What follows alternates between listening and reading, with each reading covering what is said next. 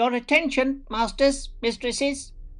All systems functional for the Everything Geek podcast. Hey, this is Rich McDonald, and I play Commander David Mason on Call of Duty Black Ops 2. And you're listening to Everything Geek podcast. It's James Arnold Taylor, the voice of Obi-Wan Kenobi and Master Plo Koon in Star Wars The Clone Wars, and you're listening to Everything Geek, the podcast. Hey, it's Leif Gamfert. I played Uncle Ben's killer in The Amazing Spider-Man, and you're listening to the Everything Geek podcast. Hello, I'm Simon Fisherbecker. You probably know me better as Dorian Moldovar from Doctor Who, or the Fat Friar from Harry Potter. And this is Everything Geek podcast. Face it, Tiger. You just hit the jackpot with the Everything Geek podcast. You're listening to the Everything Geek podcast, bringing you interviews from your favorite films and TV shows every week, and all of the latest news. Here's your host, Rory Williamson. Hello everyone, you're listening to the Everything Geek podcast. I'm your host, Rory, and joining me today is a very special guest. We have actor Justin Kucsulain, who played Ethan in The Walking Dead, Henry Rourke in Bloodline, Colburn in Chicago P.D, Zeke in Fighting Character, and a guard in Iron Man 3. Justin, how are you? What's going on, man? Quite a lot, actually. It's a pleasure to have you join us today on the podcast. Yeah, I'm happy to be here, bud. Thank you. So getting right into my questions for you, Justin, my first question is, how did you decide you wanted to become an actor? I would probably say on set of Iron Man 3. That's when I officially, it sunk in. I watched how everything comes together and how everybody works together, and just the love being on set. And that's what really initiated it all, and really fired up the engines to gear myself into learning more and, you know, creating this career I'm, you know, constantly running for. So before Iron Man 3, was it ever in your mind that was definitely something you wanted to do, or just on the set of Iron Man 3? Multiple avenues of entertainment. I did some modeling. I did some fighting. I trained in Brazilian Jiu-Jitsu for a long time, and every competition we had was you're on stage, you're in front of a lot of people, and you're competing. So I would say I dabbled in a lot of different areas of entertainment before I found my niche and realized that this is what I'm in love with. This is what I want to do. That's really interesting. So getting right into my second question, how were you originally cast as Ethan in The Walking Dead? Well, our agents, they get breakdowns, and I got a submission, I got an audition that I sent out, and it was I was being robbed committing a robbery at a grocery store or bodega or something, a gas station. And then they submitted it, and a couple days later, I heard that Scott Gimple wanted me to go on tape for it again, as the person being robbed. So instead of being the perp committing the robbery, I was the store clerk being robbed. So that's how it all came to happen. And I auditioned for it and didn't hear anything for a couple weeks. And then I got a phone call while I was at work, and my agent let me know that I had booked The Walking Dead. It's very interesting, and it kind of tells you just how secretive The Walking Dead is, because when you were originally doing all of that, you know, the robbery and then later the store clerk being robbed, you probably had no idea that you were even auditioning for The Walking Dead, did you? Oh, no, well, you always know what you're auditioning for. You just don't know who you're auditioning for. You don't know the character. You don't know anything about it. They want to see you put together a character is what they want to see. So I've auditioned for The Walking Dead multiple times, and sometimes I was a baseball coach sitting in an office, or I was like the robber, and then the guy being robbed, and the victim. They just want to see you put together an energy and actually commit and digest that energy and putting that across. You know, they want to see you dive into a character. They want to see a character in front of them. They don't want to see a word sayer. you know? That makes a lot of sense. So, Totally. moving on to my third question, can you describe the filming process of Ethan's death scene in The Walking Dead? The what process? The filming process, Oh, like how it was shot, how long it took, etc. If you want to see a video of that, it'll explain it awesome. There's a video on the Walking Dead website where it's the making of episode 611. So, but the filming process, multiple cameras, multiple things going on. There was just so much going on. And then the actual death scene, they brought in boards and raised me up off the ground so they could get a camera underneath my head. So when underneath Rick's head, obviously, Andy Lincoln. So when he actually stabs me in the throat, the camera's underneath, so you can't go underneath the ground. So they lifted me up off the ground with paneling, and I don't know if they used pallets or if they used jack boxes or what they did, but they lifted me up off the ground, and we performed that scene about a foot and a half off the ground, so all the camera guys could do their work. It's really interesting, and I believe Andrew Lincoln actually punched you in the face at one point. Do you want to talk about that? Yeah, he actually he connected a little bit with a punch. It was like a really intense scene, and we trying to bring it. We're trying to be as real as possible, and it happens, and we just finished it out. And it was an amazing experience. To Andy, it's just another. Andy, it was Wednesday or Tuesday, but to me, it was pretty amazing. But yeah, he connected with the punch. I had a little shiner on my way home. He wrote it in a comic book too, though. So I feel like I got a souvenir out of it. It was cool. What did the signature say? I believe it said, it was a pleasure to stab you today. Sincerest apologies for the punch. See you down the road, Andrew Lincoln, is what it said, I believe. That's a really great souvenir. I mean, not a lot of people can take pleasure in getting punched by someone, but in some way, I guess you could say you did, because you got that great souvenir. We finished out the whole scene, too. He clocked me, and then he had 2 more fake punches. And then when we got done, he was like, "Are you okay?" And I was like, "Yeah, man, I'm fine, man. Let's do this," It was cool. It was really intense, Even with Denai and Andy, they had both.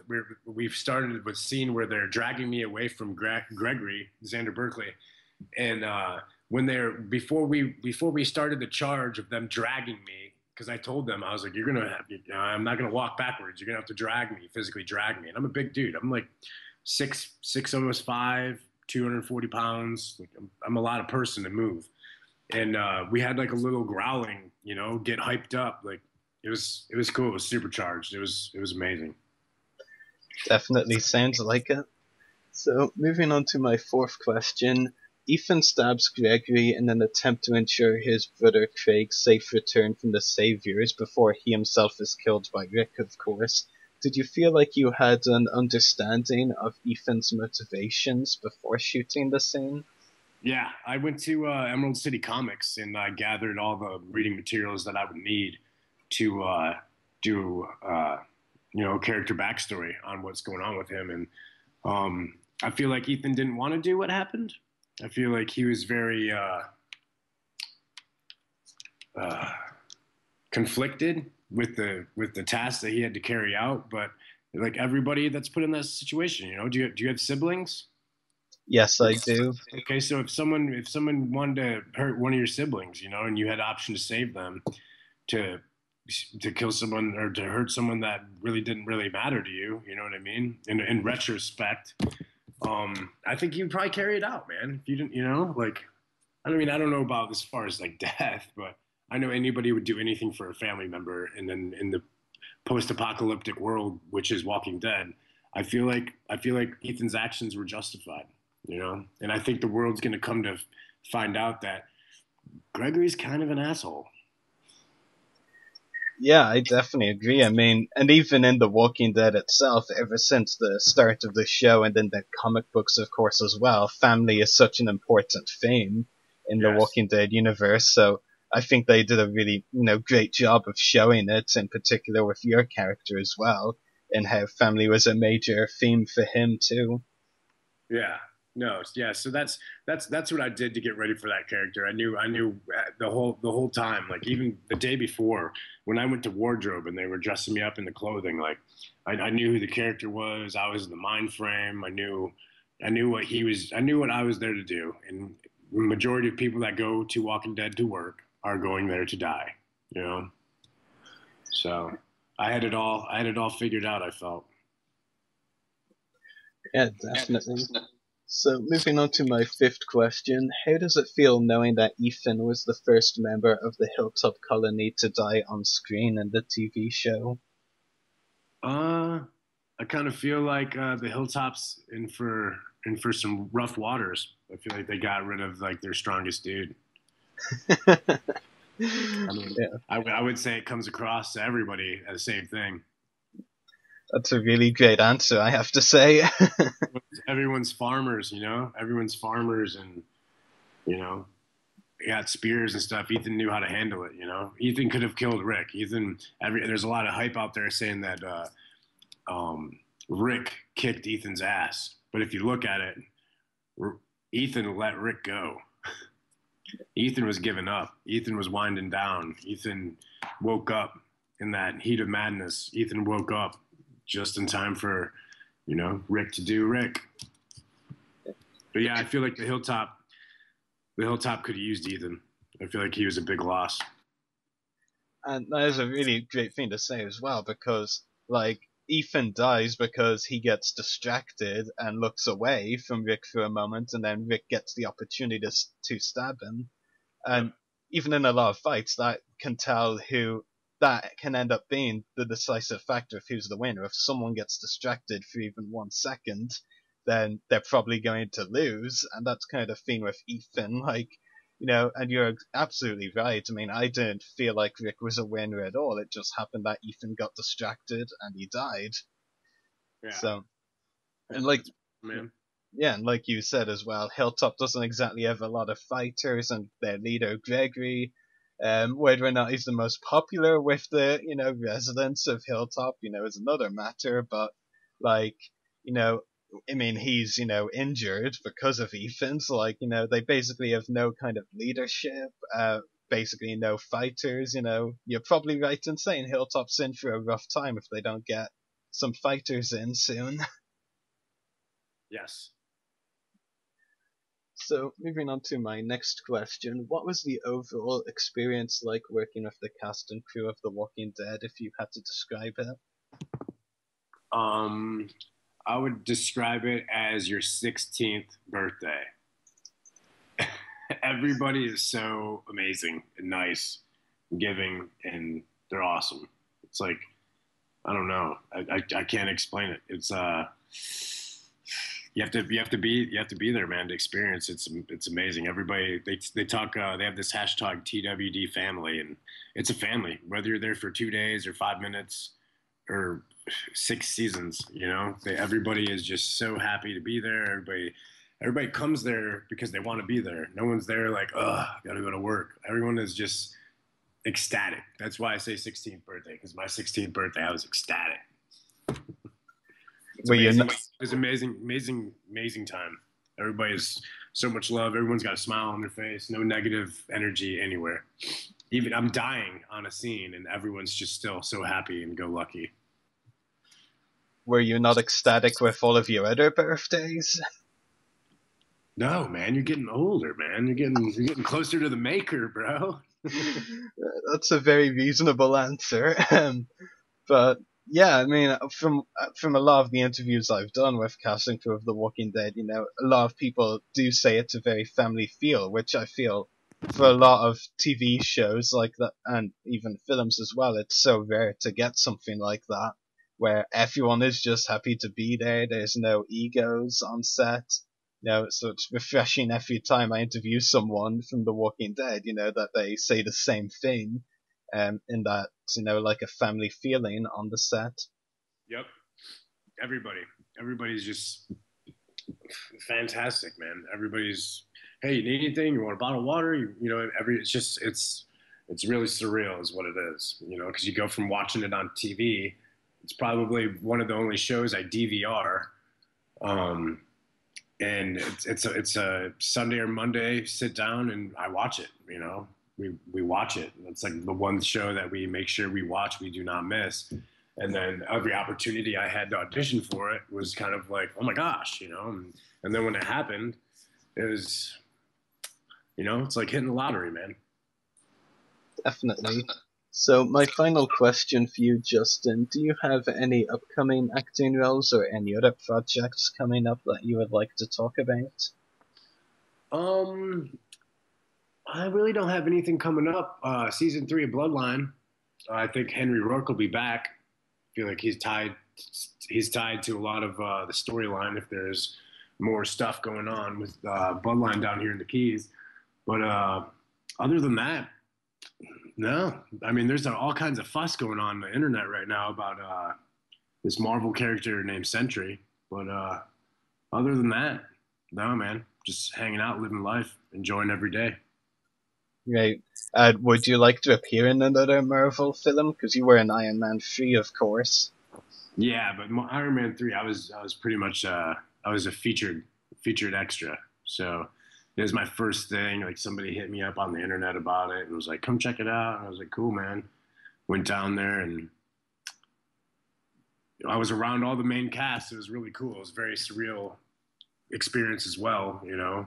And I think it's what watered the tree that made, you know, all this stuff grow.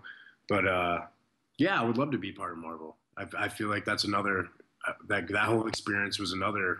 Everybody was happy. Everybody was go lucky. Everybody was inviting. I feel like it's just another production that would be fantastic to be a part of. Definitely. So I also have a few questions for you from one of my co-hosts, Laron, who unfortunately couldn't make it today. His first question is, who is your favorite Walking Dead character? My favorite Walking Dead character, that would have to be Johnny Bernthal.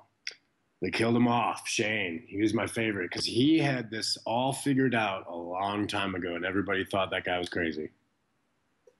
Yeah, I know that's a really interesting thing, you know, when I feel watching old episodes of The Walking Dead, it's like, and you compare them to the current episodes, like Rick is so much like Shane was back then. I feel like Shane is worse than I feel like Rick is worse than what Shane was. Yeah, that's my take on it. I feel like Rick is way past the crazy meter that Shane was at. Yeah, I would definitely agree. I mean, some of the things Rick has done in the last couple of seasons, after all, have been pretty brutal. And, you know, Shane, I mean, he did a couple of brutal things, you know, like what he did to Randall and, you know, leaving Otis behind. But, like, I mean, Rick has, you know, gone way past brutal, really. Yeah, but if that's self-preservation, man. That's survival, you know? Like, Otis was going to get it. I mean, you and me both know Otis was going to get it. He just did him a favor, if you think about it. Yeah, it wasn't cool that he lied and, like, said that, oh, he went out fighting and all that stuff, but Shane had it figured out, man. If Shane was their leader right now, I think they'd be in a totally different spot. I mean, it is really interesting to think, you know, what would have happened if Shane was still part of the group after season 2, you know, with everything that's happened. Well, I know that he'd be looking at Rick with the big old "I told you so." Definitely, that would be really good to see. Laron's second question is, any funny behind-the-scenes moments that you would like to share from your experience as an actor working on any project? Yeah, I got a funny experience. I watched Norman Reedus get pitched like a self-winding watch. It was pretty funny because Norman Reedus like looked at the dude that was pitching him the watch and was like, I don't know, man. I'm like really expensive. It was hilarious. That is really funny. Like, I mean, I can picture Reedus saying that, and then I'm like, really? I'll paint the picture. Me and Norman Reedus are standing by his trailer, smoking a cigarette, just hanging out, and this guy approaches. I'm not gonna say names or anything, but if he's listening, he sure as hell knows who he is. And he approaches with this box, and I can hear Norman underneath his breath be like, "Oh boy," And this guy approaches with this box and opens up this box. And he's like, I told you I'd bring it, man. And he pops this box open. It's this watch. He's like, it's self-winding. And Norman's like, yeah, cool, man. You can tell he's just not interested in it. But this guy, being the salesman that he is, and unfortunately a cast member on the show, which is totally distasteful. I thought it was very unprofessional, but who am I to judge, you know? So he like starts pitching him this watch. And Norman's like, well, what do you want me to do? And the guy was like, well, I don't know. I figured you could like wear it to your next event or, and I was like, I don't know, man. And the guy was like, what? He's like, I'm just really expensive. It was so funny that I had to shake Norman's hand and be like, hey man, it was a pleasure to work with you, and walk to my car because I was about to explode in laughter. And I didn't want to be associated. I didn't want to be associated with this guy. Like I primed Norman Reedus to get out of his trailer, and then this guy comes up and seals the deal kind of thing. I was like, oh, I'm getting out of here. It felt really awkward. I got out of there. Yeah, I can just imagine how awkward that would be. I mean, even in my personal life, I'm always so bad with salespeople, but on the set of The Walking Dead, you just can't avoid salespeople. No. Yeah, it's really funny, actually. So it was hilarious. It was. Laurent's third question is, what actors or actresses would you love to work with in the future of your career, and why? What actors or actresses? Yes.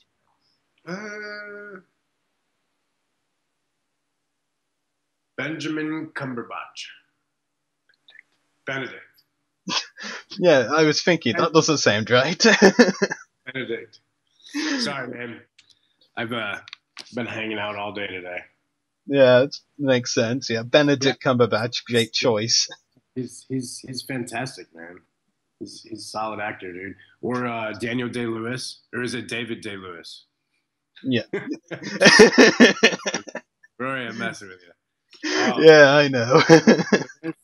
And as far as actresses, is it Stacey Johansson? I mean Scarlett Johansson. That'd be another one.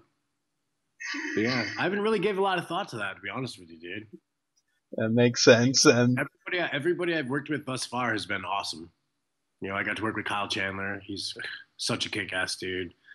Norman, Andy, Denai. James Badgedale on Iron Man 3. James Badgedale was there. I sat and talked with him for like probably an hour. And he didn't know who I was. I didn't know who he was. And it didn't even matter because we were just having an awesome conversation. And then I can't turn on the damn TV without seeing something that guy's in. So, yeah, that's who I would say. Scarlett Johansson, Benedict Cumberbatch, and Daniel Day-Lewis, man. Those are some excellent choices. You know what I think is funny, though? Now that you said Benedict Cumberbatch, the rumors that you're going to be in Doctor Strange are just going to come back. Because, of course, he's playing Doctor Strange, so... Yeah. Yeah. And the director is Scott Derrickson, who is a fantastic director. So, yeah. And Laurent's final question for you is, what advice would you give to anyone looking to get into the acting industry? Go to college. No, just work hard at it, man. Don't give up. There are a lot of naysayers in this game. Don't move out to LA so quick. Don't rush to get your SAG card. Gosh, what else? Save all the money you can. Don't have babies. That's what I would say. That's some great advice mixed with some very interesting and different bits of advice. It's a really great answer. So that's all of our questions for you today, Justin. It's been a pleasure talking to you on the podcast. Oh yeah, man. Hopefully I can talk to you again at some point. Yeah, dude, for sure. Let's do it. I had a good time. Thank you. So we'll talk to you again soon then. Bye and take care. All right, man. Godspeed. Take care. You too. Bye. Make sure to check out our podcast links. Check out our website, website.everythinggeekpodcast.com/EGP. Check out our Facebook page, www.facebook.com/everythinggeekpodcast. Check out our YouTube channel, www.youtube.com/user/everythinggeekcast. Check us out on Twitter, twitter.com/everythinggeekp. Check us out on Instagram, instagram.com/official everythinggeekpodcast. Check out our Mixcloud profile, www.mixcloud.com/everythinggeekpodcast. Email us at the following email, everythinggeekpodcast@gmail.com.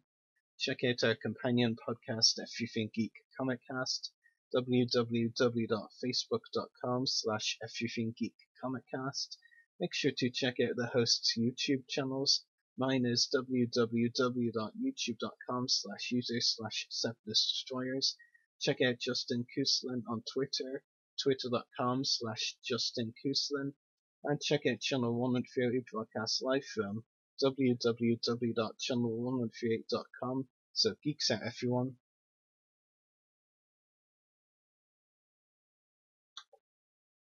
Yeah, it was. It was just, it was crazy to shoot it too. I mean, because you had to go in sections because there's so much other stuff going on, around it, and and just the prosthetic they had on the very face. Well, and because of that, I got some media publicity that actually wound up being on the cover of a magazine for our school. It's a pretty big magazine. It went out to like 20 or 30,000 people or subscribers, I think.